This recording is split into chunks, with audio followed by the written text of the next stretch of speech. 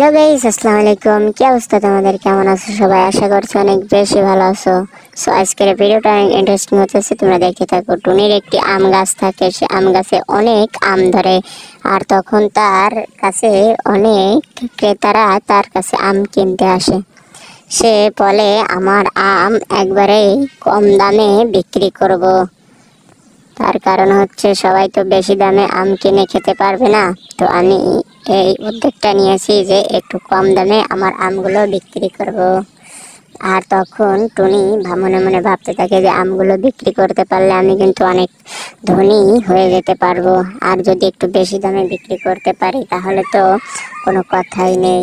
আর সে একা একা বসে বসে এই সমস্ত ভাবতে থাকে, আর ভাবতে থাকে সে আমগুলো বাজারে নেবে নাকি সে ব্যাপারীর কাছে গাছ থেকে বিক্রি করে দিবে।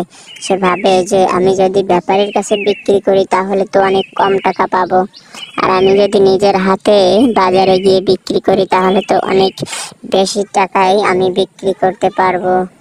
সো তার চেয়ে ভালো আমার ওই বাজারে গিয়ে নিজের হাতে আমগুলো বিক্রি করাই অনেক ভালো হবে, আর আমার কিছু টাকাও হবে, আর আমি তাই দিয়ে অনেক বড় বাড়ি করতে পারবো, গাড়ি বানাতে পারবো। তো এই ভাবতে থাকে।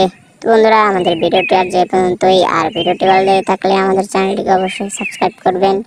আর ধন্যবাদ।